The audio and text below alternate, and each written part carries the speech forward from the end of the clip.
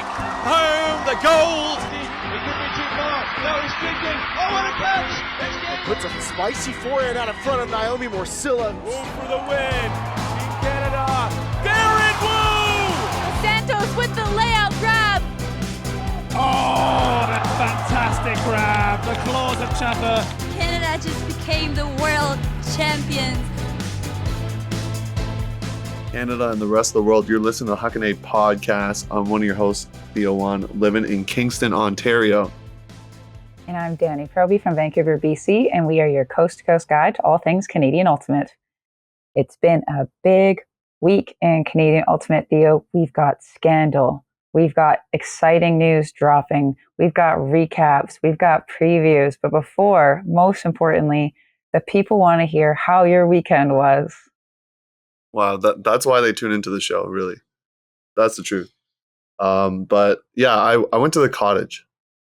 So I was a cottage person for the weekend. And I went fishing and caught no fish. So that's the real story right there. Can you call that going fishing, or is that just like you went on the lake and put a pole in the water? Cast some, lures? I don't even know the right terminology. Yeah. Cast some lures out there and it came up empty. So that was my weekend. Fishing, hanging out with my best friend and some other people. So it was good times. Trying to keep an eye out on some of the action happening. There's a lot of Frisbee going on. And, there's no internet out there. You have to tether people's data. So that was what we had to do. But you were playing. So you were out in sunny Kelowna, British Columbia, the first of 3 CUC events. So obviously we're going to talk about that in the news.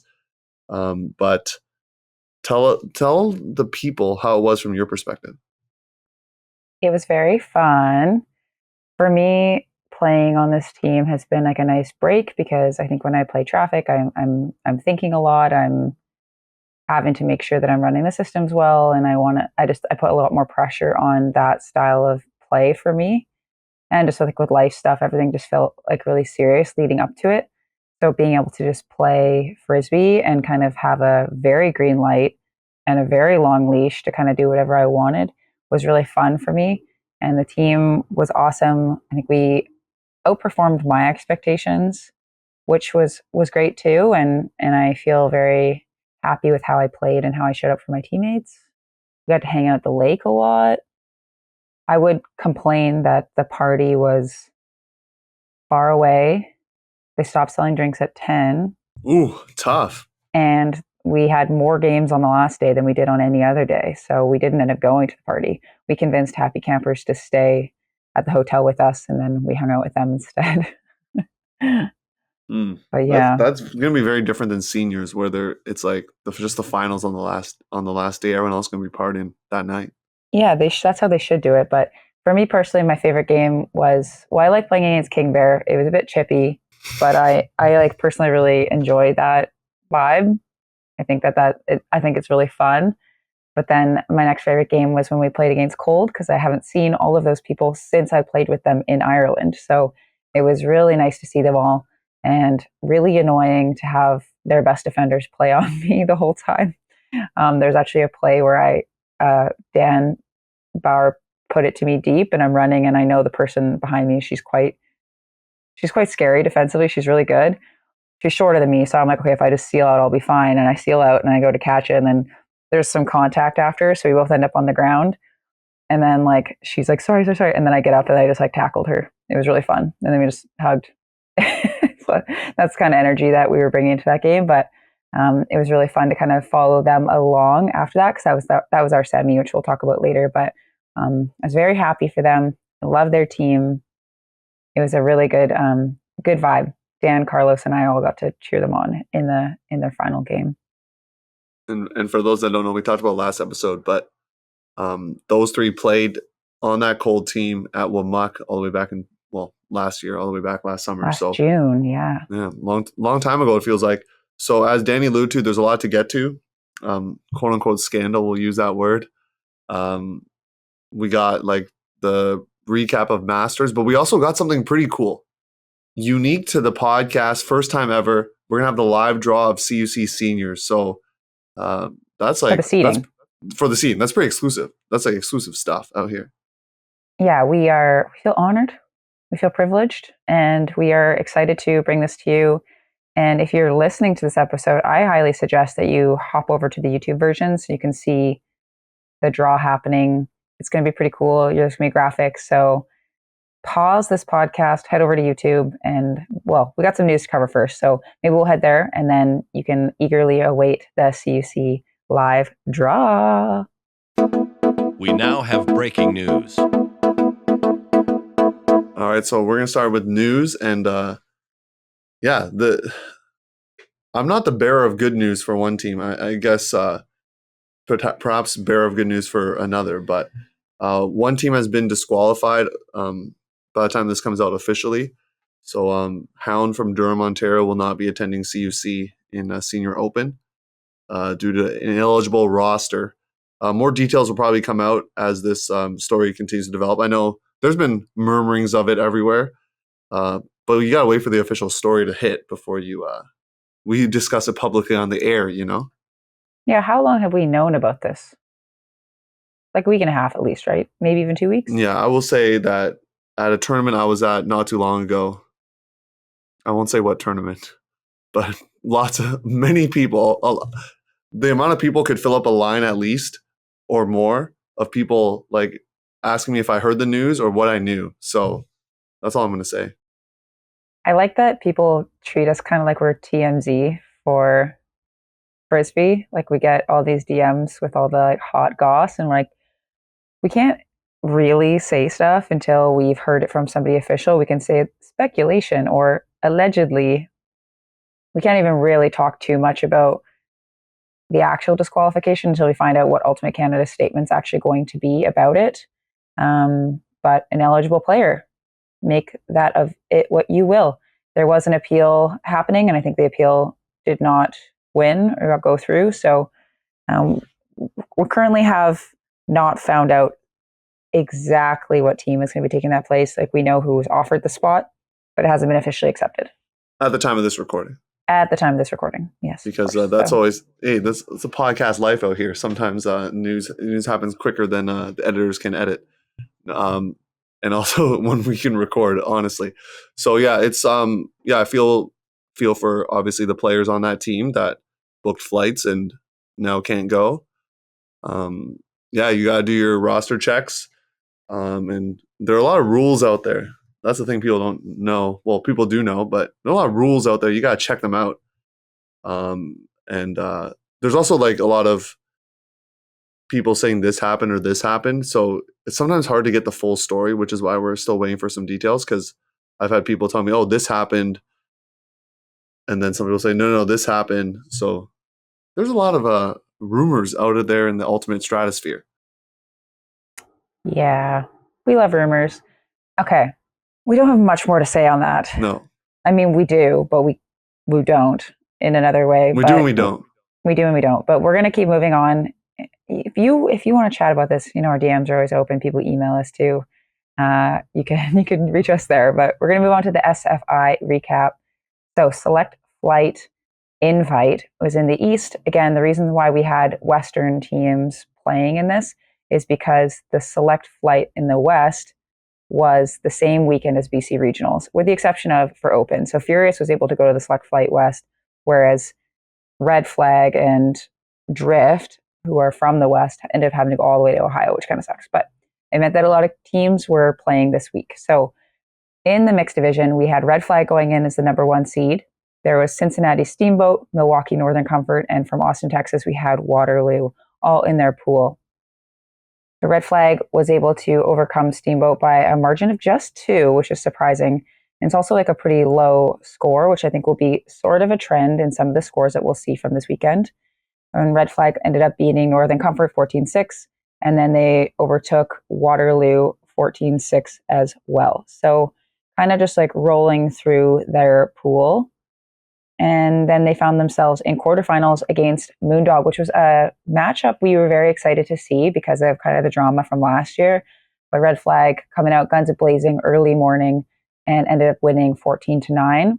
And so then they end up facing the Cleveland Crocs, which I'm going to ask you a little bit about this, Theo, because last episode you actually said that they need to watch out for this team. So they end up seeing the Cleveland Crocs in semifinals. What happens, and why did you know that this was going to be a good matchup? I mean, I wasn't there, but I can tell you that the Cleveland Crocs, I've commentated some of their games or like seen some of their footage, so I know they're a pretty solid mixed team. So yeah, I know that they have some added firepower this season. And yeah, red flag. I think they were missing a couple of people, but you know what I say about missing people. You go with the roster that you send. So that's what happened. Yeah, I was told that some of the team was a little bit gassed after the Moondog game. So that's all I was told. All right. So Red Flag ended up losing that game by 2, and then they ended up winning their final game. So they ended up finishing in 3rd place. Some would say, including me, that semifinal against Cleveland Crocs was the ipso facto final.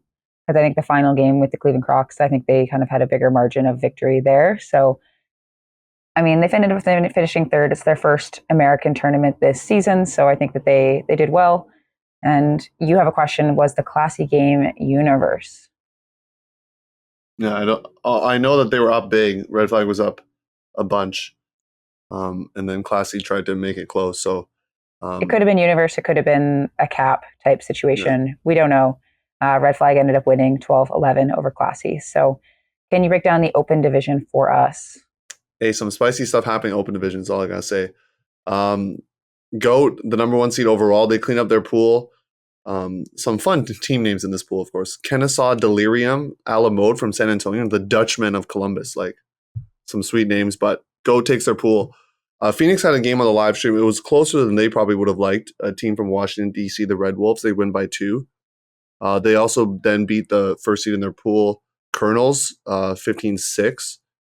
And then they beat the Lost Boys out of South Carolina by 1, which brings them into quarterfinals. GOAT defeats Phantom. That game was streamed, so you can watch it. Ulti World subscribers get a subscription. They won 15-8. Phoenix defeats Mallard 14-10. And then we got the spicy matchup. It's a game that we've seen many a time. Phoenix has been knocking at the door many times, taking on this GOAT team. I remember at UCI catching the last few points where Phoenix was up and then coughed away the game. At regionals, they were on the goal line this year, threw a scuba. GOAT works it down the field and wins. So Phoenix been knocking at the door. They were up 13-10 in this game and almost coughed it up once again. On Universe Point, there was a turn apiece, but Phoenix does score and gets a W. And Danie, trivia time for you. When is the last time Phoenix has beaten GOAT? Has it ever happened? It has. I don't know, 2016? I don't know how long Phoenix has been a team for. You got to go way further back. It's all the way back to 2005, folks. So I was told from Phoenix people, because I wanted to find out the actual info. So from what I've been told, 2005, we could be, someone could say it happened later on, but regionals 2005, I looked at ultiarchive.com. Phoenix defeated GOAT 15-11 back then. So all right. So that's the semi. Maybe ipso facto the final, although the final was close too. So Phoenix really kind of pulling out all the stops. I mean, the 13 seed playing the 10 seed in the final. That's kind of fun. They win 14-13. Was told it ended on a hard cap, but they do get the dub. And then GOAT crushes the Lost Boys to get 3rd. They're probably just very angry at the SFI result there. So they win 15-6 to get 3rd. So yeah, Phoenix, proving the power rankings wrong too is all I'm going to say. That's a pretty big jump. And I did watch this stream last night. Ari and I had a date night and we had a little picnic and then we came back and watched some Frisbee, as most couples do. And I want to shout out Logan Keeler from a U24 mixed team for getting a couple goals, looking fast out there. There's so many times where he's in the back of the stack and I'm like, strike, like you're so much faster than everybody, but probably not their system and I'm not coaching him. Yes. They also had a couple players like Logan, for example, playing on pipe this summer.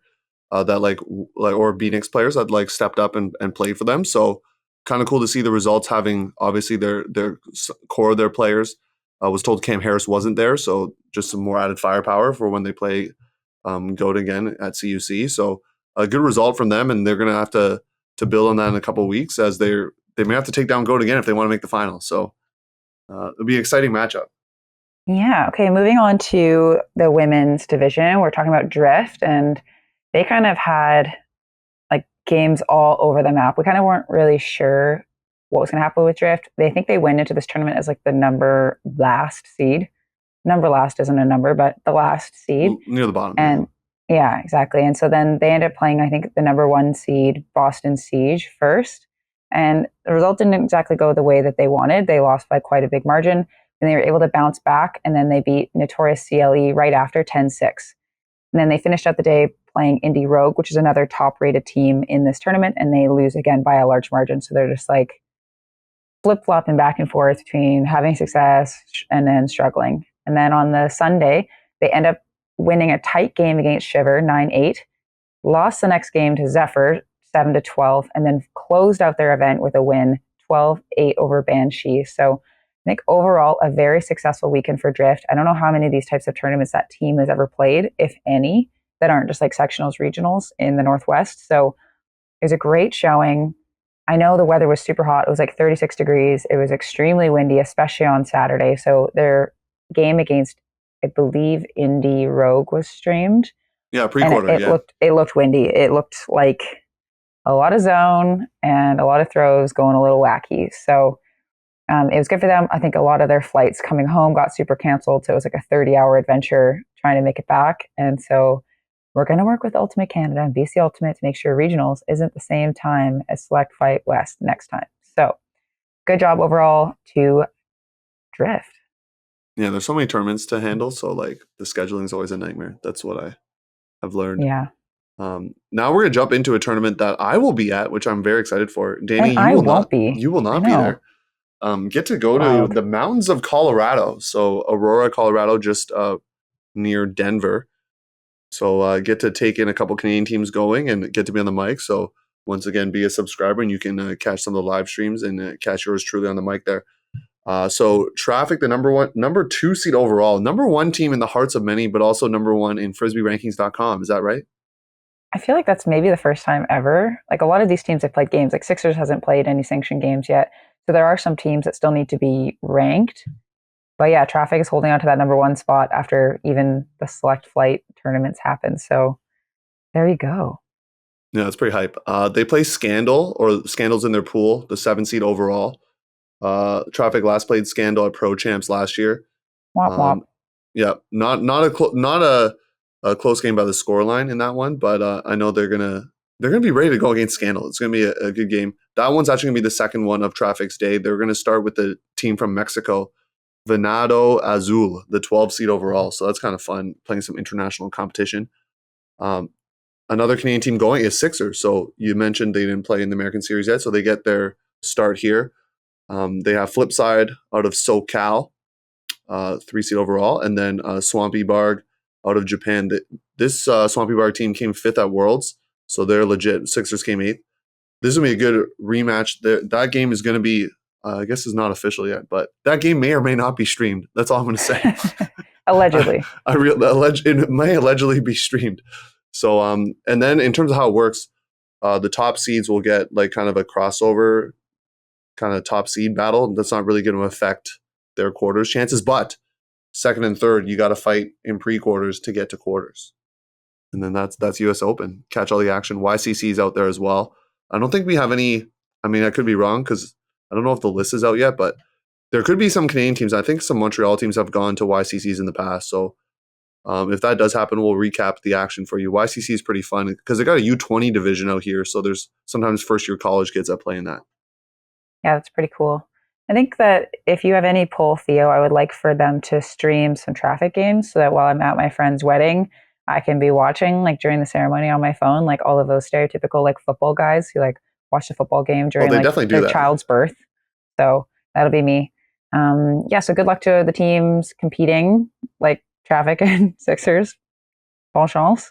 And we're going to head into I like the French. Kind of the meatier part of our news. So we're going to a Masters CUC recap. We're going to start in the mixed division because it's near and dear to my heart, apparently. I mean, it's my heart too now. So yeah, I know we're both mixed players. So one thing, like I wanted to just note a couple things about my experience is that it felt like it was a nod to like the past Ultimate. Like I've only been playing like Traffic and those kinds of things lately, but it just felt more like how I remember Ultimate when I first started learning. So at the end of games, it's sure there's spirit circles, but there's spirit games and there's like prizes, and the community feels like it's just a vibe. It just felt really, really happy. I had lots of people kind of coming up to me, talking to me about the podcast, whether it was like King Bear or Flo and stuff, saying, oh, Theo proved blah, blah, blah, blah, blah. So Love first it. of Love it all, all. I took a video of one of the players on Flo basically throwing shade Oscar. at Theo. Oh, Oscar, yeah. Big Pretty O. good. Pretty funny dude. And so they were happy to have proven you wrong because they made it all the way to quarters. So us Forever Young folks were watching that pre-quarter because it was Happy Campers versus Flo. And we were going to play the winner. And we kind of thought it was probably going to be Campers, but indeed it was Flo. They were fast. They were making really nice deep shots. They were doing a lot of like poachy, sluffy stuff, and it was very successful. So they wanted to say, shout out Theo Wan for that motivation. Okay. Yop is a team that I know you and I were both really high on. They had quite a few injuries that were like tournament-ending injuries. There's like 4 injuries in their one streamed game, which is like super unfortunate. And also, I want to say that in general, I thought the schedule was kind of rough because, like, my team, for example, played 2 games, 2 games, 3 games. And Masters really like to party. They know how to party. They want to party. They'll win the party. It's fun. I really would have rather play like 3-3-1, something like that. But we can handle it. We can handle it. Like playing 3 games on the last day is tough. And I'm sure there's a lot of reasons that I don't know, but I'm just here to complain. So there it is. So I think KWG being in the finals was a bit of a surprise to some people. Like we knew they would be good because they've been playing a lot of tournaments together. They beat U24 earlier. They even mentioned to me on the sideline that this was a big motivation for them this season, that like their first game, they ended up beating like Team Canada U24 players. So they're like, you know what, if we can beat juniors, we can beat masters. So pretty awesome. And one other thing that I want to mention is that, well, I want to mention a few other things, but Cold, for example, didn't input their numbers for their players in time. And so whenever we're talking about stats or whenever we're talking about anything, there's no Cold players that are on that list. You can't see how their scoring was balanced because there's no goals or assists awarded to anyone. So it was actually kind of hard to like scout their team, like who are their bigger throwers, because like none of them had goals or assists at all. But when we were watching, we noticed that basically their men handle. And once they get into their women just cook and they just score through their women. So I assume that their scoring was probably pretty balanced. From my perspective, I think King Bear played really good mixed ultimate. Our game against them, they're at least 9 or more of their points were scored by women, which was really exciting. And also I want to shout out Claire Remington on Happy Campers because she was their leading point getter as well. I think that's very unusual. The 2 top scorers in general for the whole division were both from Rogue Hippo. So Sean Bernard had 38 points and Greg Wentworth was number 2. So pretty top heavy on that team. Shout out to Yop, Rogue Hippo, and KWG because every single person on their team that played in games had a point. And I also want to do a final shout out for Rogue Hippo because I think that they had like for me personally, I think they had a breakout tournament.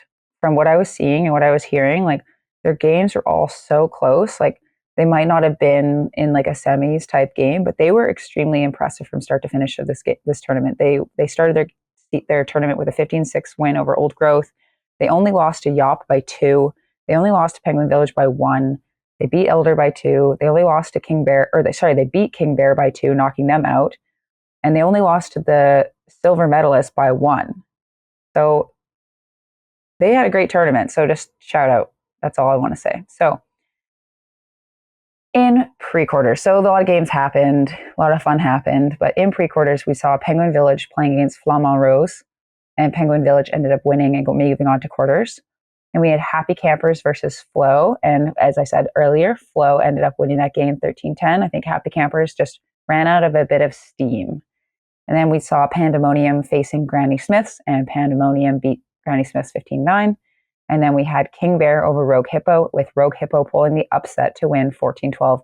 Pretty sure Forever Young just took it out of King Bear. That was a close game where King Bear started with a couple breaks against Forever Young. And then Forever Young ended up winning by 2, I believe. But the whole game was intense, it was tight. Both teams were stacking their lines. And the winner had to go play another game immediately, and it was really hot. And the the loser had to go play another game immediately, and the winner got to take a break. So really hard to bounce back and play that game, as you can see, because Rogue Hippo ended up winning. So the quarterfinals were set. We had Cold versus Penguin Village. Cold winning that one 15-5 really easily. Forever Young versus Flow. Forever Young taking that one 14-6, again, easily. The Cold players came over to kind of watch Forever Young, and we tried to finish it quickly before they could see any of our stuff. We're like, trying to get the scouting on. We're like, let's run some really dumb plays. And so we on O-line, the one time we did go on, he ran like the stupidest play ever. It was really funny. And then Pandemonium versus Yop. Yop ended up winning that one 15-6. And so the only quarter that was actually close was Rogue Hippo versus Notorious KWG, and that was 1-1 by KWG. So we had Cold versus Forever Young in one semi, and Forever Young was actually winning at half. So Forever Young broke to take half, 7-6. I don't know if we got to a time gap or not, but winning by 1. And then kind of got broken twice in the second half and just kind of couldn't really recover, couldn't get another break back. We're getting turns, but couldn't get a break back. So Cold, the better team in this matchup, ended up making it to finals. Then we had Yop versus Notorious KWG in the other semi, and Notorious KWG ended up winning that game by 2. And so we have a Yop versus Forever Young bronze medal game and a Cold versus Notorious KWG final. So Forever Young playing against Yop, and it was heated from the very beginning. There's one player on each team that are both kind of passionate. That's a good word. Some would say emotional, marking each other, which was a recipe for disaster. And so the final score was like 9-6. And it's not because we cut the game short. It's because there was so much talking and so many calls because of the male matching players for the most part. I would say it was like, we're like, come on, please. We just want to like finish this game. Let's just play Frisbee. Like stop, like move on. Like you both have different perspectives. It was like one of those kind of games where there was people that like have known each other for a long time playing against each other.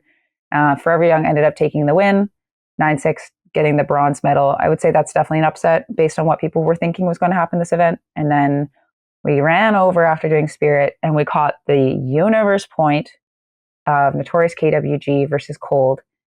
It was like Cold is making some passes back and forth to their handlers, a little dish, and then I think an ill-advised huck deep.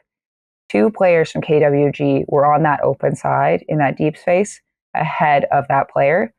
But I mean, it's kind of hard to like vote against Matthew Borodolo. He's amazing. Like, I don't know how he caught this. He came flying out from more of the middle of the field, full extension, caught it like just before it hit the ground. There's almost like a contested down call, but then it was ruled a goal. And to win on a play like that on Universe was incredible.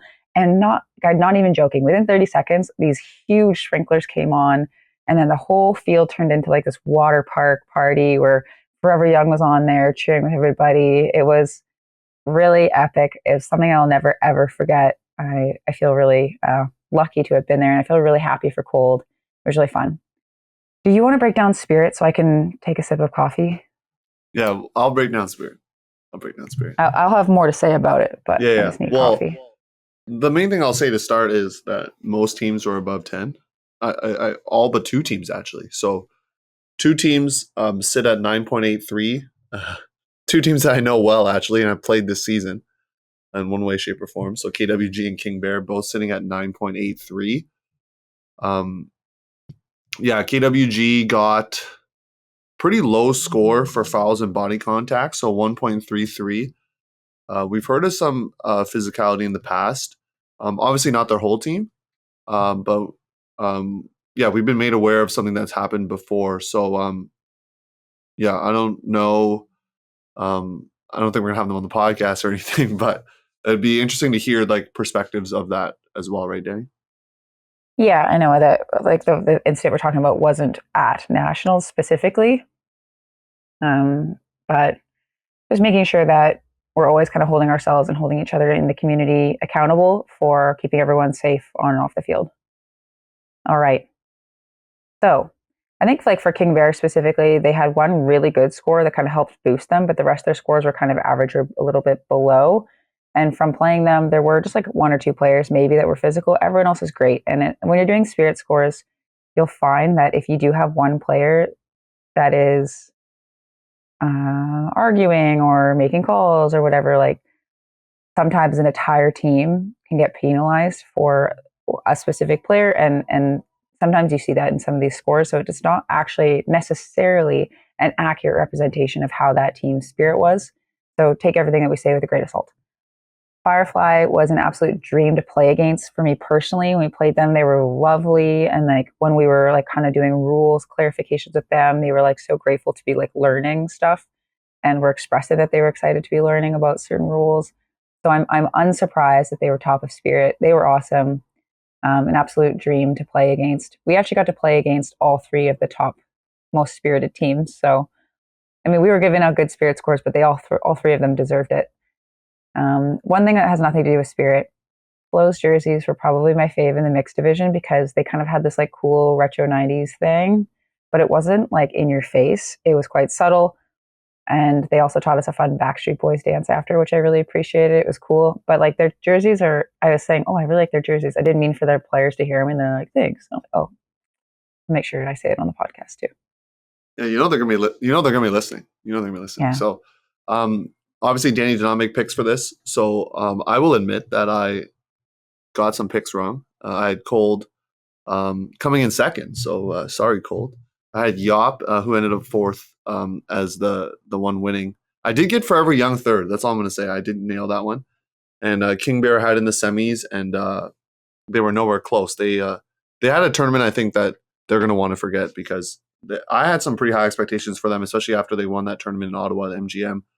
But it just didn't work out for them. So hopefully they'll come back stronger next year and make a run there. So let's jump to Open here. 6 teams in that one. Story to start. It's got to be the story to start here is the team from Halifax, Nova Scotia. I'm proving everybody wrong out here, including us two here in the podcast chairs because they go 5. Were you going to say Booth? I was gonna say Booth because I'm so used to doing that, like on the broadcast, it just triggers my mind. But hey, they get the win over who we thought was like the for sure favorite, Richard and Associates. So they win 13-12 in pool play. There were some obviously some tight matchups, and Generic ends up with the 3rd seed overall heading into kind of the bracket with their win over Carbon 15-13. I believe that game was on stream if I'm not mistaken. And that was a close, tight one. So there were some pre-semis. Those were not close. Carbon Generic win 15-8, 15-7, respectively. So that sets up some spicy semifinals. Dead Circus defeats Carbon 15-9, and Richard and Associates pulls a 2-point victory over Generic, setting up a final that was obviously streamed. And Dead Circus was up a bit here. So you can go back and take a look. Dead Circus was up. I thought maybe Richard and Associates was dead to rights here. But the old Furious lore of these players, they've been down. They don't count them out because they really responded and then eventually take the game 11-10. But at one point, I thought it might be over for Richard and Associates.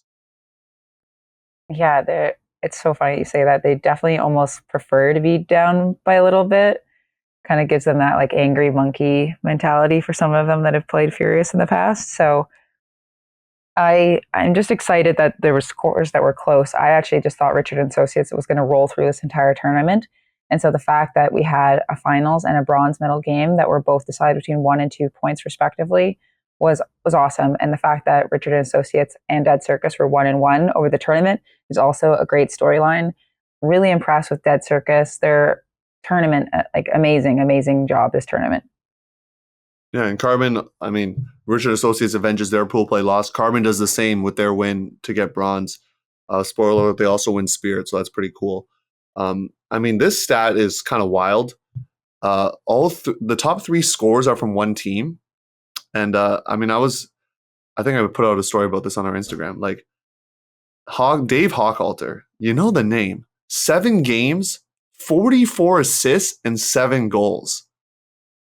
Like, that's an insane average. Like, just, hey, shooters got to shoot, but, dang. Brother Tyler Hochhalter, he's a little more balanced out here. 15 assists, 15 goals. Brad Dawson. The top 2, same team and related. Yeah. Hilarious.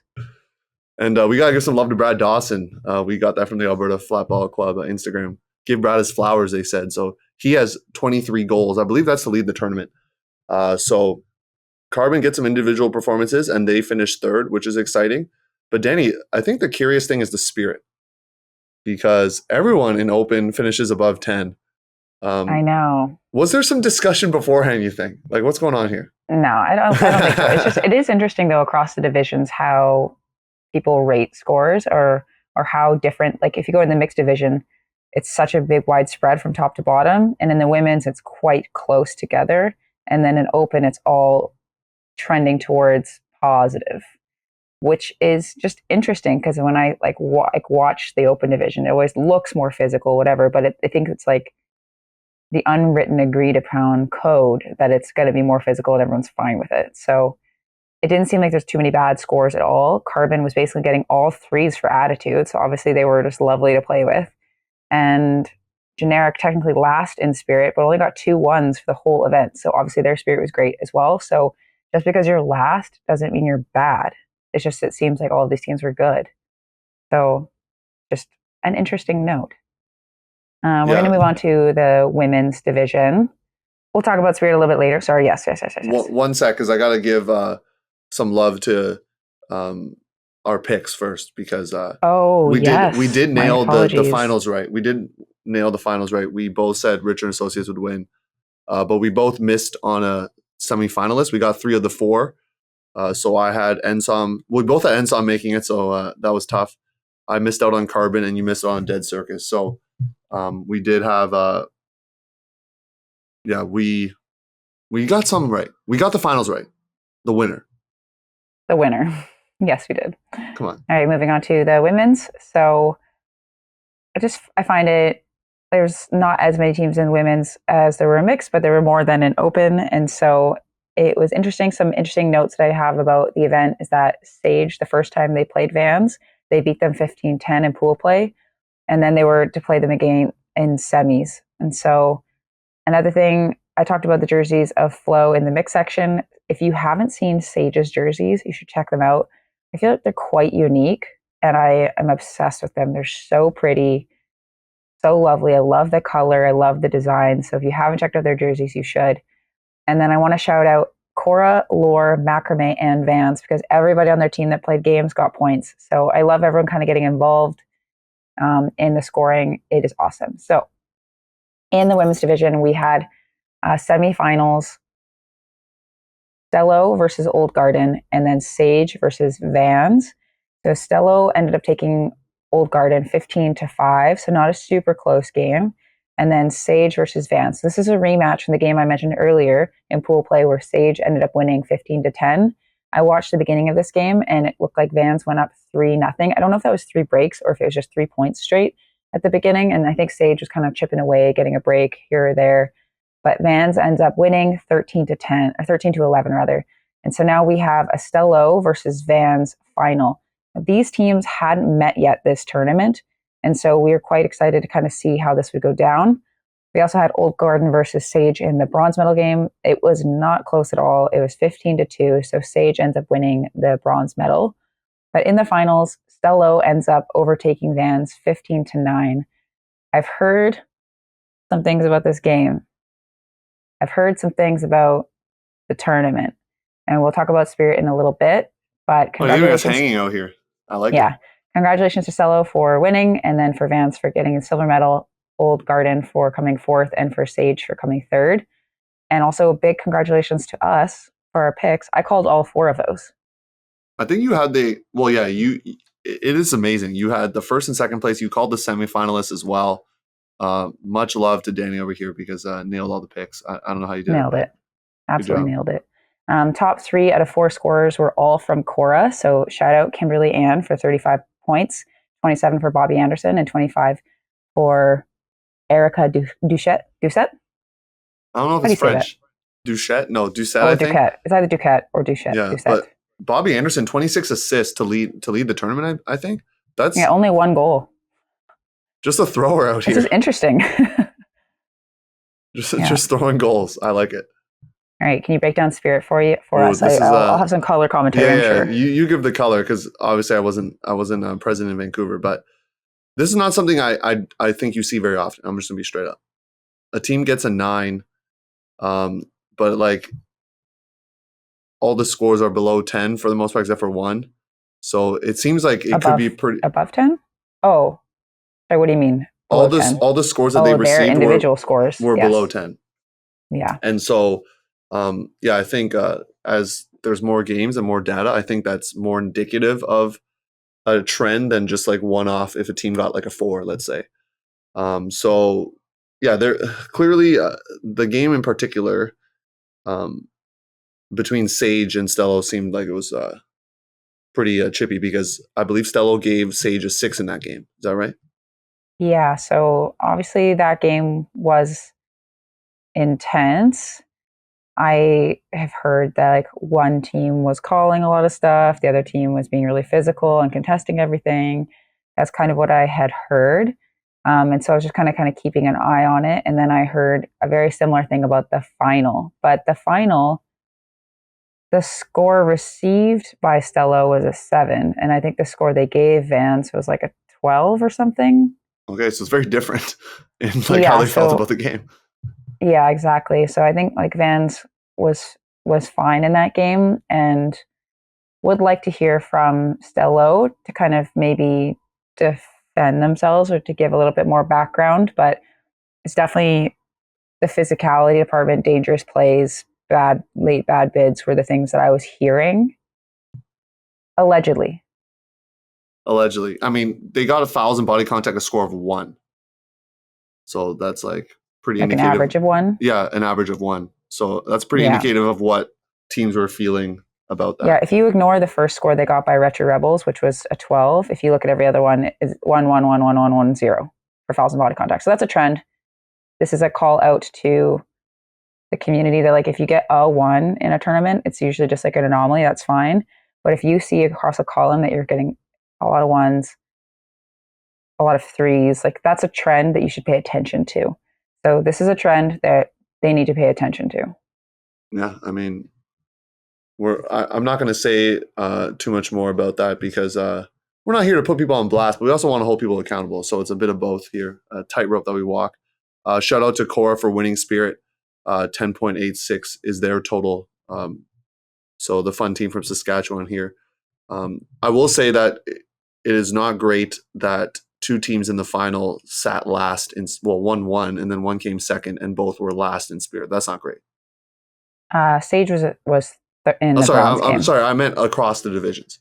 So I see. In mixed, it happened, and then I mean, yeah, all of our blowout games we get good Spirit scores because it's not contested. There's like less emotion, and then all the games that are closer, you have worse Spirit scores. So it's just generally a trend. If you have closer games that are grittier, you're going to have a lower Spirit score, and that just typically happens.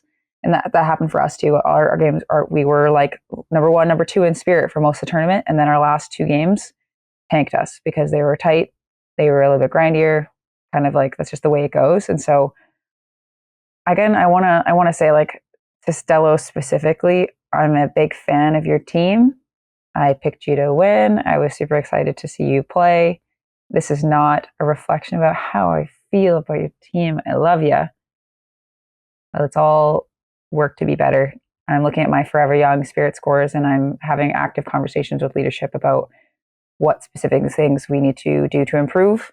And I invite everybody to do the same if you're not already. I'm sure you are. Yeah, this is a heavy conversation. It's good though. I will say Stello's social media is popping. A lot of the Masters team had some pop in social media is all I'm going to mention because they're out here. They're doing like TikTok style videos. It's kind of cool. So congrats to all the winners. That's one event. We got more coming up, obviously with juniors and senior. You probably saw our senior power rankings. Eventually, we'll get the juniors out there. So don't worry, juniors. We're going to get your power rankings out there eventually, before the tournament, of course. They are not listening to the end of this Masters recap. Yeah, well, what will happen is one junior will listen to it and they'll send it to their friends or something. Yeah, I'd be surprised if a junior's listening. You're right. But now we're going to take a break. It's main event time. Andrew Portwine, excuse me. I'm so used to just calling him Portwine. Andrew Portwine's going to come on. We're going to do the live draw for seeding and the pool. So you're going to find out what pool your team is in, or if you're a fan of that team. And that's all going to take place after the break. Hey, this is Jocelyn Lee from the University of Toronto. your 2022 Huckin D1 College Women's Offensive Player of the Year. And you're listening to the Huckin podcast, your coast-to-coast guide for all things Canadian Ultimate. Welcome to the main event. We got the graphic on the screen. We're starting based on the order of the finals. So that's why we're starting with open division here. We got Andrew Portwine, competition director for CUC Seniors, giving us the exclusive on the live draw. So very thankful for this, Andrew. First of all, how you doing all the way out in Waterloo, Ontario?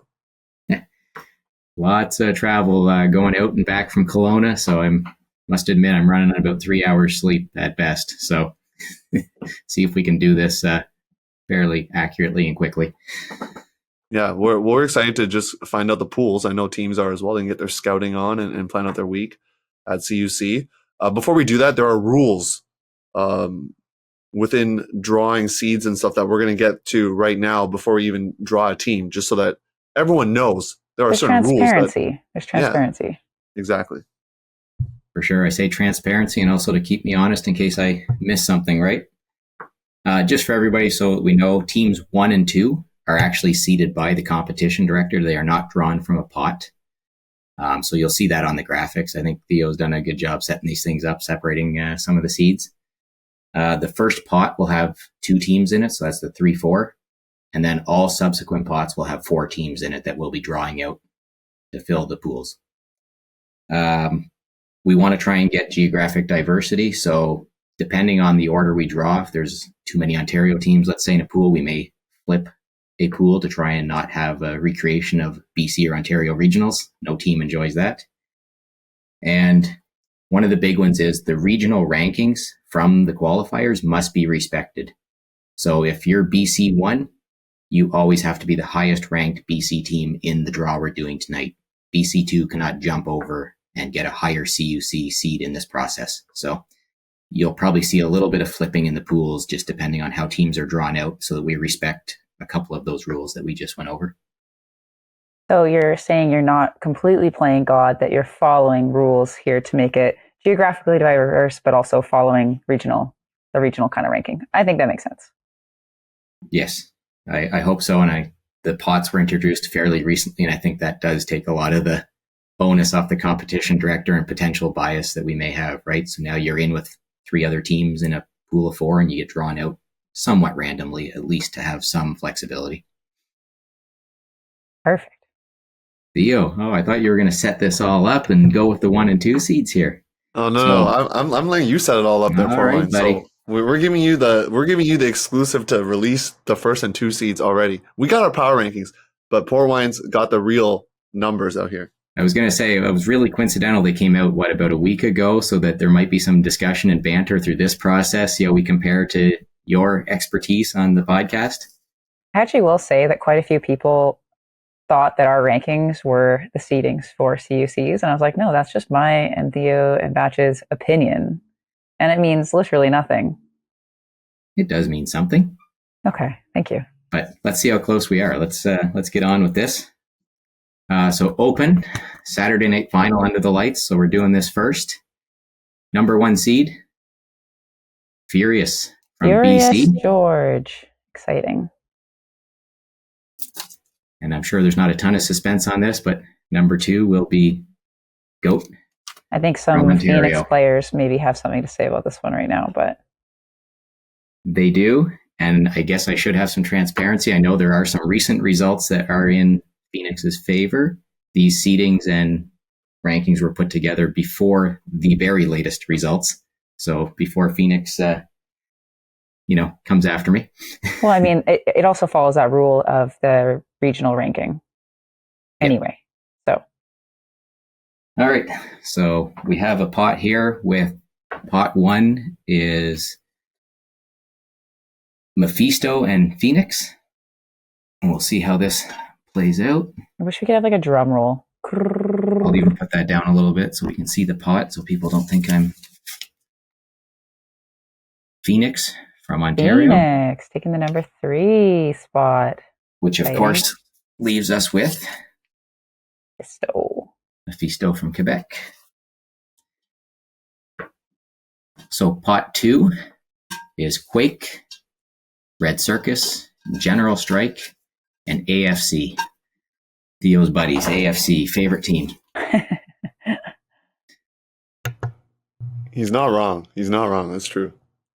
Good fact there. Red Red Circus. So they're 5, correct? Yes, Red Circus is 5. The young brother team to Dead Circus, who just had a phenomenal CUC Masters. So They sure did. Next draw is Quake. Quake from Quebec. Can they be in the same pool because they're with Mephisto? And they cannot, based on the numbers. Excellent. Theo, we can right into this. There should be one of each region in the pools. So they will go to the next available spot. 7? Theo working the graphics here, making you actually earn some cash. Very limited cash, but I do appreciate that statement. Next draw, going back to the open space. General Strike, Manitoba. And of course, That's a fun matchup. And that leaves us with AFC. My poor aim at the lens. Okay. Things taking shape here. Yeah. Pot 3, we have Regiment, Blackfish, Pipe, and Flat Ballers. Couple of newer teams in there. Pipe out of Ontario. Big We fan. have Flat Ballers out of Quebec. And we have Blackfish from BC. Which we won't do. Which, exactly, they are overlapping with a fellow BC team. So, on to the next spot, Theo. So they're going to go 10. Yeah. Yes, sir. All right. Next draw. Flat Ballers. Okay. Quebec. That's another Quebec team in Pool A, though. Yep. So Did they that will move to be 11? Yeah. Okay. I'm sure glad we learning. explained the rules here because we would have a nice full pool of Quebec teams. Next up, Pipe. Pipe taking the number 9 spot. Theo, I'll ask you a question while we're looking at the last one that we know who it is. What do you think of Pipe this year? Some pretty good results, and I'm sure you know many of the players. And of course, Regiment for that final spot. Yeah, Pipe has many of my good friends on the team that I chat with routinely on long drives. So, yeah, I mean, it's tough for them because they had a tough no borders, so they took themselves out of pot 2, and they're gonna have to play Quake and Fierce. It'll be fun. I think for a lot of them, like being able to play Fierce is something that they don't get very often. So, I think they'll be fired up for that one. And Regiment, I called their game last year. It's always fun to see that real East Coast representation out here. And they did well last year. Pot 4, we have Rut, Streetcar from Manitoba, Whiskey Jacks, Alberta, and we have an Ontario 4 placeholder, which was likely addressed in previous segments of your show. Yeah. Yes, it was addressed in the news that, yeah, so we'll deal with that one. We have Rut. All right. Okay, so Pool C, fairly determined, depending upon where these other teams land. Streetcar. Streetcar. That's 2 Winnipeg. Streetcar, Winnipeg. Manitoba, yes it is. Danie with the catch out here. Come on. There's Oh, 2 so eyes they- on this right now. they I was go gonna say, into I the think I need 15 my spot. glasses updated here. I also hear my trusty assistant whispering to me as well to make the change. I see a hand. So they'll go to 15, is that right? Yes. They'll go to they Pool will. A? Yeah, they will move to the next available, so they aren't overlapping with their big brothers. Oh, don't say that out loud. Whiskey Jacks. Yeah. And that are they looks allowed to good. be in there because of Alberta, Manitoba? That's okay, right? Alberta, Manitoba Yeah, being as together? long as they're not with AFC. And our final team, It's a different province, Theo. I know, but like kind of like region of the prairies. I don't know. What does that Ontario say? 4 with I guess that's Ontario 4. So Ontario 4 with GOAT, which means we will have to flip again. I may need to take a moment to look at this and see. I will say on this, there is a clause also in this manual that says the competition director reserves the right to swap 2 teams to ensure regional diversity for this situation. And it actually looks like Ontario 4 Should and switch with Streetcar Pool D. would I probably see. be the wise switch. Why? There's Toronto Pipe there, though. Is there pipe? These Oh, Pool graphics- D. It's got to be Pool D Pool out D. here, I Pool think. D. Oh Yes. no, but then Whiskey Jacks would be with AFC with Rumble and Pool B. Ooh, this is fun live stuff here, folks. This is fun live, but now it means I'm going to need a few moments to take a look at it because we can also flip in the row above. What's the team? You can flip at the row above. We can't Ooh, flip. you can do that? No, Ooh. just within the pool. Within row 3, we could flip 2 to help I this see. situation. Oh, okay. I am going to put this on a larger monitor because I'm sure everybody sees my poor eyesight and squinting. Well, the only team that doesn't, or only one that doesn't have an Ontario team is Pool D. Yes. So in theory, could you move Ontario 4 to Pool D and then shift C and D No. over one? Does that not work? So if we switch Ontario 4 with Pool D, then Whiskey Jacks is overlapping with Alberta. Yes, if you AFC. shift C and D down one.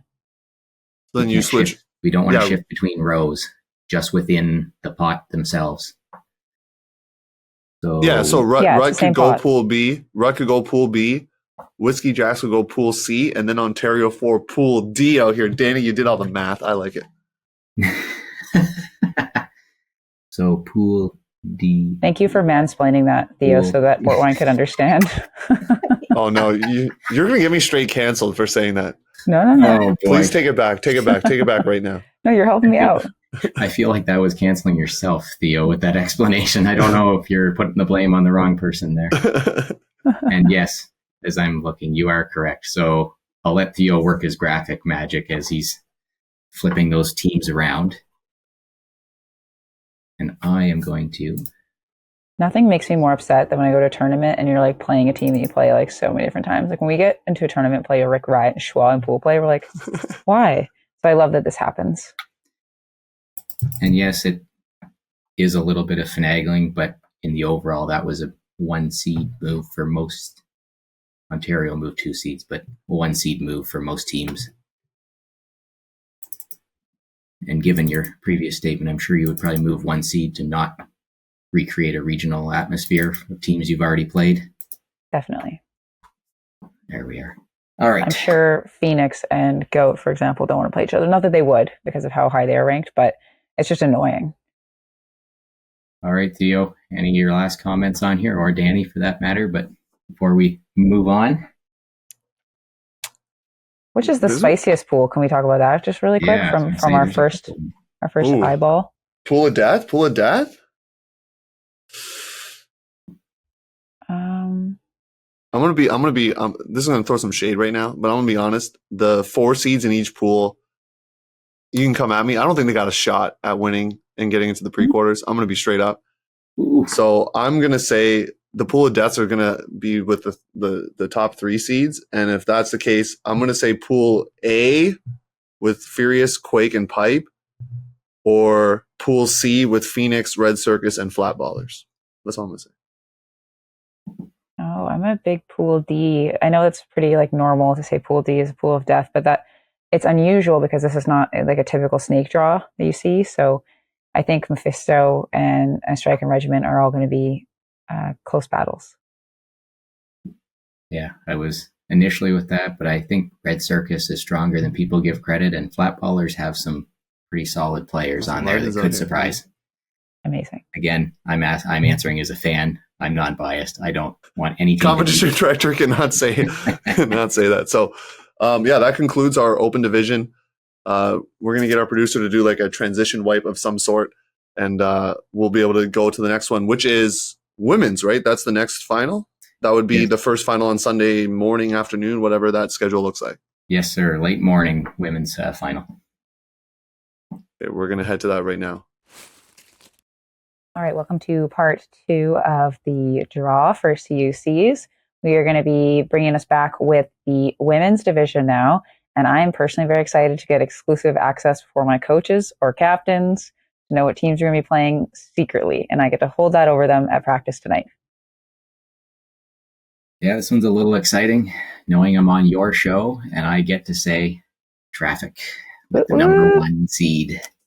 I find like this one might be a bit scandalous because I think the last time Traffic actually beat Sixers was like forever ago.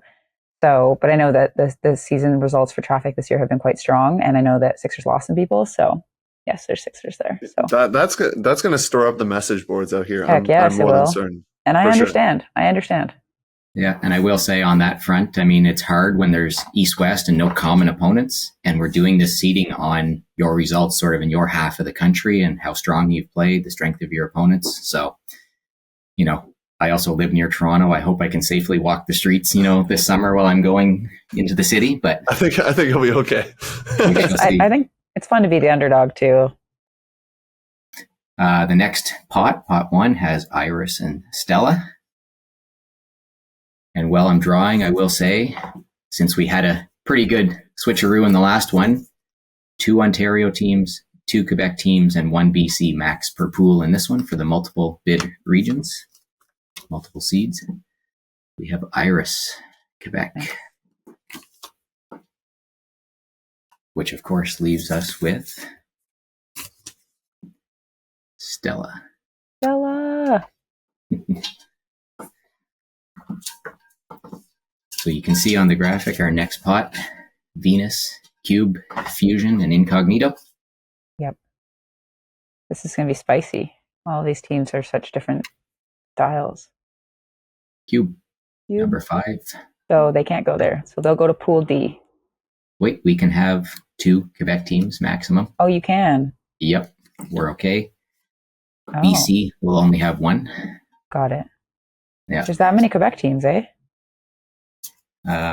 Yes, there are 5. Oh. So a pool will have to have multiple. That's annoying for them because I think those teams play against each other a lot. Incognito, Ontario. You said 2 Ontario teams is also okay? Yep. So this one should be straightforward until 9 and up, where we start to have to worry about some of the watches. Fusion. Okay, better start scouting, Danie. Not that they have any footage right now, but... And that leaves us with Venus. Okay. All right. So now this is where you got to have the eagle eyes, Danie. Pot 3, we have... He's ready. Remix, PPF, Huckleberry, and Momentum. Nope. Hucklebears. So they're going to the number 10 spot. Look at this. I don't even need to be here. I'm just going to be the Vanna White that draws the papers. Theo, I love watching you work. He's not quite there yet, Portwine. Well, Remix from Alberta. I'll take a pause for Theo to catch up after this one. Okay, so Remix from Alberta will be coming into Pool A, which is fine. There's no issues there. Photoshop looks so complicated. Yeah, something got locked. Something got locked out here, so my apologies. Sorry, what was number 9? Remix. Remix from Alberta. I really will have to buy you a foamy beverage, Theo, for all this hard work you're doing. No, it's all good. It's going to be like a root beer, judging from what's going on my drinks. So we have Momentum from Quebec. from Quebec. Heck no. No. That's got to go to 12. Yes. We just have like one pool that's just all Quebec teams. And of course, that leaves us with PPF. Which is fine. I was going to make a separatist joke, but... Oh, no, you can't do that on the podcast. All right. And our last pot has Queen City Bees, Oz, Valkyrie, and Drift. And of course, Drift from BC. That's cool.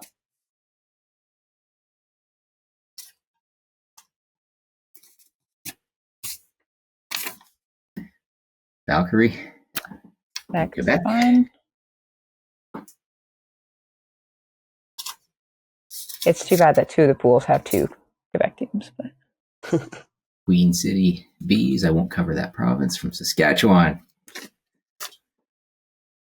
And with the final draw, Oz. So no movement there, but we do have 2 pools that have 2 Quebec teams, and there's nothing you can do about that because that's allowed in the rules, correct?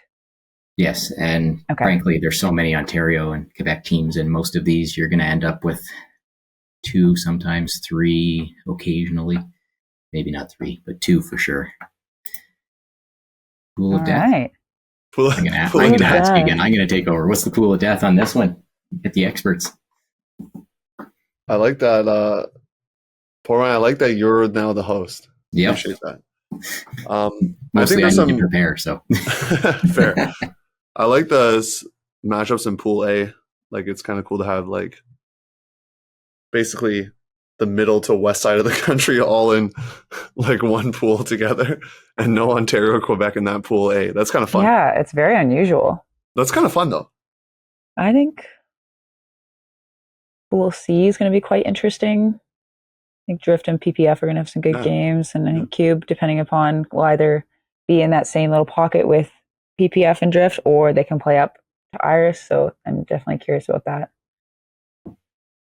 Yeah, like I said already, if I'm Cube and Incognito, I'm probably not the most stoked because you play a team that you've played before and haven't had as much success against. So it's kind of tough. Whereas, like, if you're Fusion, you haven't played that many tournaments to begin with, but you get to play a Traffic team that has more film than Fusion does. So there is an advantage for a team that doesn't play a lot to be able to watch a team that does have a lot of film. So. But we have people from Winnipeg on our team this year, so they're going to give. So they're going to give you inside info. Yeah. I mean, they do have Sarah Jacobson, which is pretty dope. So that's it. Sarah Jacobson's on Fusion? Yeah. Oh. And so is Arabella Bredney. Oh, Bredney was nasty at U24. Nasty. Yeah, that was sick. I'm excited to play them. It's going to be good. That's a good number 2 seed. Yeah. Yeah, so this will be the finals. Do you know what time on Sunday morning there, Portwine?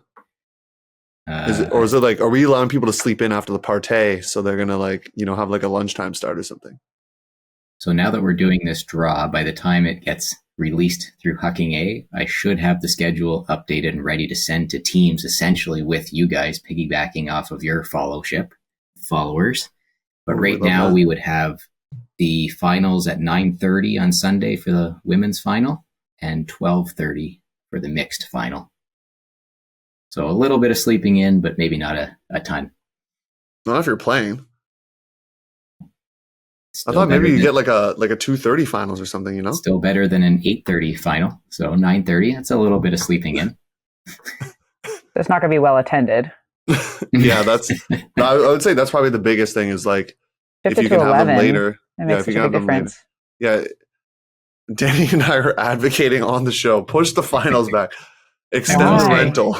We only have 2 finals. Why? If we push the final back, that pushes the second final back to the point where it's difficult to get flights for the East folks in this particular year because we're at one extreme of the country. If we were in Manitoba where both directions had a bit shorter flight, you could push the finals back a touch more and not be as obtrusive with the travel for teams that want to watch finals and get out. What about the party, Portwine? Like, I feel like you're True. You're missing the point. We're doing the open final on Saturday night. That's the party. You go watch the open finals. No, but the people playing in the women's final, they want to go to the party. Same thing with the mixed final. And then they're going to go play in a final that no one's going to watch. Get shafted. Tough. Oh, man. We're grilling Portwine right now. It's tough. I don't know. I think there's some great potential finals matchups. I'll be awake early going to watch them. You have to be there. And I won't be partying, so that makes it an easy choice. Yeah. All right. Okay, well, we've tried enough to get Portwine to switch it. So we're going to move on over to mixed. Once again, transition swipe, and we'll be back with mixed. All right, we back. And we're doing the mixed division, which is likely going to be the most spicy, likely going to have the most kind of inter-pot switching, just based on the sheer number of Ontario teams, for example. So it's going to be exciting. Stay tuned all the way through. Portwine, can you explain? I mean, I guess I can explain. So it's similar in the women's division where you can have 2 Ontario teams in the same pool, 2 Quebec teams in the same pool, but every other region province, whatever, is 1. So very similar. The reason why this is going to be harder is because there's just more teams overall. So the chances that we're going to see multiple teams coming from the same province is going to be higher. So, I mean, yeah, it's going to be exciting. So strap in. All right. Without further ado, number 1, red flag. Shocking.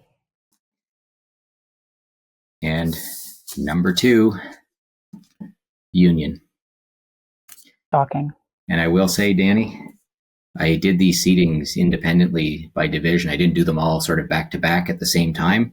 When you pointed out the other day, as I sent over the pools for the graphics to be created, 3 BC teams as number 1 seeds. My perhaps BC bias coming out this year compared to last year was maybe in Ontario. I don't know, but yeah, I mean, I was surprised. I was like, wait, are you moving here? Like, what's going on? Pot 1, we have PBHG and Blaze. New team out of BC.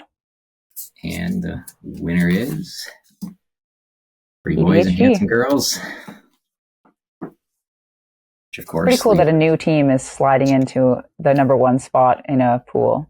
So, yeah, BC Blaze taking the number 4 spot.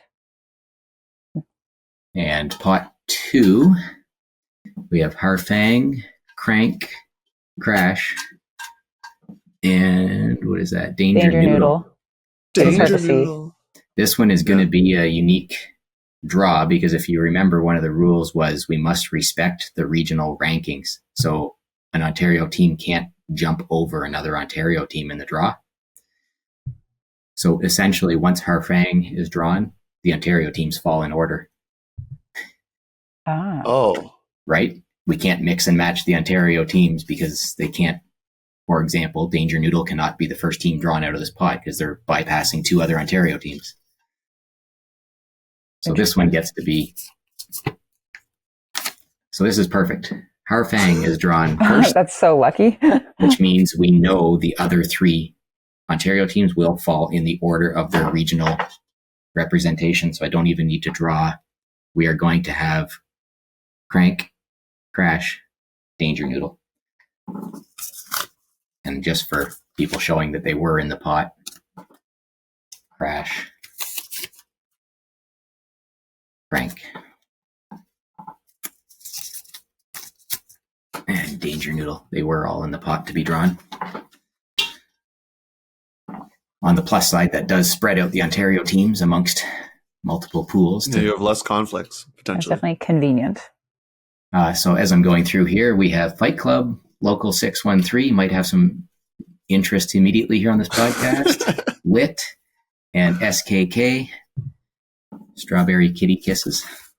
Thank you for saying the full name. Strawberry Kitty Kisses. They can't be there, right? They can't be BC? there. Yeah, they got to move to Pool C. BC is allowed to have 1. 1, yes, they have 4 total teams. We did go over this. I'm Grandmasters, forgetful. Next draw. Lit. Grab. All good.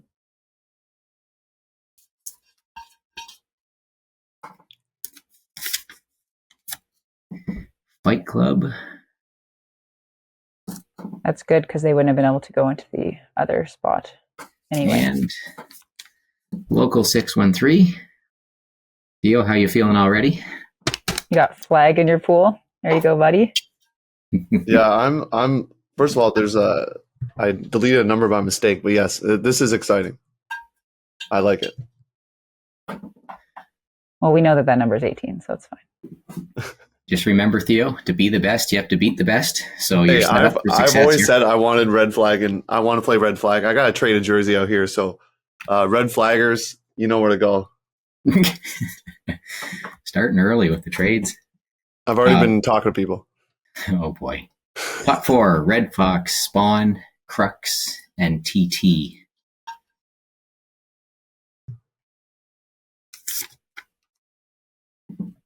TT. No. Cannot. So they'd have to go to the 16th spot, actually. Oh, wait. Yes. BC Blaze, Strawberry Kitty Kisses. No, Fight Club. No, there's 5 teams in BC. Have we made a mistake? Oh my goodness. Oh no. So what happened on this? A Quebec team had dropped out, Swift Fox, and TT had been awarded their bid. Where did we switch the BC team? Is that SKK? SKK and Lit. Or SKK would go to the Pool D. Yes. Getting confirmation from my assistant who's been tracking the switches here. Theo? Oh, I'm the assistant? No. He was getting confirmation from his assistant. But you have to make the switches. So SKK I'm switching has to it? go Okay. to Yes. Pool D. Sorry, I was looking for the graphics to be... Yeah. And then is it just a switch, a swap? Clean swap, like Lit goes into Pool C? Yes. Confirm that's correct? Yes. Okay, great. And then, All right. And then TT was drawn. So they're in with Flag. They're going to hate that. And it was going to be a comment that I was going to make was TT is a pretty solid team that did not originally qualify for I know. They're so good. the competition. So getting a good draw out of this particular pot, well, maybe not if they're matched up with Red Flag, but getting a good draw to be a higher seed out of this pot. Yeah, we'll say to the audience, you're seeing like live banter and like figuring out. So this is the exclusive you're getting. Red Fox into the 14. There's no Quebec teams there yet. Red Fox, Quebec, that's good. Yes, this is kind of fun live, but also nerve-wracking. I think about, Andrew Batchelor doing this for 20 years and doing it on the fly. Spawn, New Brunswick. Good to go. That's the most geographic diverse pool. That's actually sick. Of course, leaves us with Crux, which is fine. Second Ontario team. which is fine. And in the final pot, Kombucha, Saskatoon Jam. Jam, Quest, and Thunder. This is great. Their Theo. spirit You're prize blank. was Jam when I played against them at a tournament. It was awesome. We All right, so have going to Pool B. Thunder from Ontario, which has enough Ontario population in that pool, I believe. So they'll have to go to the next, So they'll go to Pool A. which Can't they go to cannot Pool A. go to Pool A. They can't go to Pool D either. Can't go to Pool D. So there we are. Theo, you're getting very good at deleting these numbers. We'll say that. Oh, I appreciate that. So the next one in goes into Pool B, though, correct? Pool B is what we're drawing for. Yeah. Yeah. As Theo figures out his layers. Yeah, I'm not sure what's happening. It's not moving here. Kombucha Culture, Quebec. And that So looks I will like pause for a second to let Theo catch up. No, you're good. Kombucha Culture into Pool B looks good. It's just Red Fox. You're good there, Theo. Yep. Excellent. Now Pool A, it cannot be a BC team. It cannot be a Toronto or Ontario team. Toronto or Ontario? Yeah, I know. I'm West. foreign West. quest, so we're good to go there. I thought it was the And Toronto then people that made Saskatoon themselves. can go literally anywhere, so perfect. And we have Jam. Sick name. I like these team graphics. These ones are pretty. And we'll give that a review while you guys figure out the pool of death. Yeah, and you at home also figure out your pool of death out here. I mean, I think TT as a number 4 seed in a pool is pretty nasty. Yeah, I'm gonna take off my podcast hat for one quick second here, folks, and put on my local 613 hat, and I am not stoked at this pool. All right, everybody, live on the air, you're getting to see kind of a little bit of like the processes that make this tough. We've had in 2 divisions, we've had teams either get like decline their bids or be declined by Ultimate Canada or whatever. So there's been some switches, and so the original rules that there couldn't be more than one BC team in a row, and then there could be 2 Quebec teams in a row. That has actually reversed. So we made the adaptation on the BC teams. We didn't make the adaptation on the Quebec teams. So we actually need to reverse some of the switches that we made. And so for full transparency, we're going to walk through what those switches are, because we are now only having 1 Quebec team per pool. Yeah. So the first team drawn was Thunder. They were okay in Pool C, pardon me. The next team drawn was Kombucha Culture. They would go to Pool A. Theo's going to get some graphic work here, some overlap. Quest would then move. Oh, sorry, Theo, I'm going fast for you, man. No, you're fine. You're fine. Try on all your graphic work here. No, you're fine. Then Quest was drawn. They would go to Pool D because there's already Red Fox in Pool B. And Jam would move over to Pool B so that there aren't multiple Quebec teams together. Okay. I think this looks pretty solid. I don't know if this changes my spicy pool take from earlier. I will continue to give it a quick look over while you pick your pool of death. You know what my pick's going to be, folks. Although Pool B looks pretty nasty too. Yeah, Red Fox did pretty well last year. Fight Club, they're going to bring it this pickup squad from Vancouver. And then you got Danger Noodle, 3rd place last year. And then Union has had a very successful year. So, I mean, as Portwine said, to be the best, you got to beat the best. Kind of Ric Flair-esque quote there. So, yeah, I personally like Pool C because of the regional diversity. If I'm in Pool C, I'm loving life just because you get to play different teams. I also think that's the most winnable pool from what I'm looking at. What do you mean? Like if you're not the top seed? Yeah. To make it into quarters. Oh, yeah. Oh, yeah. Pool C is quite nice. Yeah, if you're Spawn, Lit, you're Thunder. There's a lot of opportunities. Yeah. May I interject again after review while you're bantering? Yeah. So the Quebec regional results, Quest are not being followed. Quest finished 3rd and Kombucha Culture finished 4th in Quebec regionals, which means that Pool A is the 18 overall seed and Pool D is the 19 overall seed. So we need to flip those to respect the results at the provincial qualifiers, regional qualifiers. Yes. I'm glad you guys could banter a little bit. These reviews, especially in the mixed division, have a lot of flip-flopping of teams. And I will continue with the multiple bid provinces. Are the Ontario teams in order? So I'm going to start checking Ontario and BC since we are multiple bids from those provinces. The numbers have disappeared. Change kind of what I think about pools. Well, I think they have access to the yeah. I'm just saying the numbers have changed. The thing with these BC teams is like you don't really know what you're going to get with Fight Club or Blaze or Strawberry Kitty Kisses. They've got good players. They haven't been established programs for a long time. So they could be teams that could just be very volatile, or they could be teams that could just be amazing. And so if I'm in a pool with them as my number 3 seed, I'm a bit nervous. I know Blaze is obviously a number 1 seed, but how do you Theo? Tell me how you feel about your pool right now. I mean, I think I already said with your local 613 hat. Local 613 hat it's gonna be fun, but it's gonna be tough for sure. I think, drawing TT, who is not a 4-pot team, if that makes sense. That's always tough. And then, I get to play Crashing, believe only played once this season. So I'm honestly excited for the red flag matchup, ready for the trades. So I'll say that again. And you get to play a team that's in my opinion, the best team in the country in the mixed division, and they're going to make some noise again in the U.S. scene. So it's pretty cool to have that opportunity. Kind of like what I said before for Pipe and some other teams who get to play like a Furious, who they don't get to often.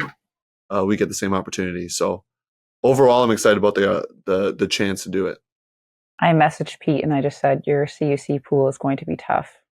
Wait, you didn't tell him what it is, because now he's going to ask me at practice in the next 2 hours. But I really enjoy this power that I hold over people right now.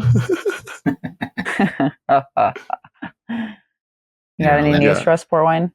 Portwine, do we get it right here, or we got to flip something else? Nope, the mix looks good. I was actually just going to say I kind of feel sorry for you, Theo. That Pool A is Nasty. Yeah, nasty. we're it's a love-hate right now with you, Portwine. Because Yeah, TT and Red Flag actually had a really close game at regionals too. that's what I'm saying. They did. I was saying earlier, TT is a very strong team to not have qualified outright. So to have that as a lower seed in your pool is kind of scary. I blame Swift Fox. If I were in that pool, I would be not pleased with this. It's so rare that you have the pool A as a pool of death, but I'm here for it. Yeah, there's some teams in the 4 spots like Red Fox and Spawn that could also make some noise. So don't be surprised. I mean, last year, who was it? The 19 seed overall, Danger Noodle made it all the way to the semis. And That's then got true. third. Mixed is wild. Yeah, I was just going to say, Danger Noodle's not slipping under the radar this year. All right. Well, that was exciting. A It little was. drama. Thank you for the pause to review these, because mixed clearly has a lot of flipping every year, and looking for not having the regional teams stack up. And I'm going to ask you a question you have not prepared for. Will the other divisions ever expand or retract? Same thing with the mixed. Will mixed ever go down to 16, or will it stay at 20? Or you cannot answer that question? I cannot answer that question. Typically, these types of things will go to the competition committee for further review. So women's division was smaller last year, but as you hit a certain threshold, it auto expands to 16. So 16 is kind of the number for open and women's with auto expansion if there's interest shown. Mixed clearly has interest, but that's more of a competition committee decision, because we have people that review all angles of that and really dig in and look at those types of things. All right. Well, we're gonna outro right now with Portwine in the booth. We're gonna say. So Portwine, tell everyone to follow our social accounts, please. Well, do what I do and follow all your social accounts. I know what you guys are doing all the time. There you Keeping go. tabs on us, making sure that we're not saying stupid stuff. Well, I want to check out the power rankings now to compare to see how you guys thought about this compared to my seedings. The initial seedings before the pot draw.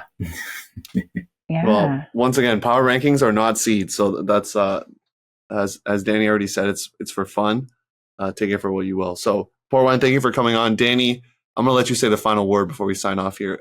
Subscriber only. I don't think we're slammed to the bone here, so we're gonna pass it up for today. We'll see you subscriber only next week. But Danie, any final words? Thank you for being with us for this. I think this is a really cool opportunity to kind of get behind the curtain look at kind of this whole process. I think it's going to be good for teams to see it, because again, if I'm in Pool A, I'm going to have things to say about this, but then being able to see how it all worked out, you're going to be like, well, I guess that's how it goes. And then they follow the rules and they triple check and stuff like that. So it was really cool to be part of the process. So appreciate you, Portwine. And thank you everybody for tuning in to this really girthy episode. And we'll see you next week.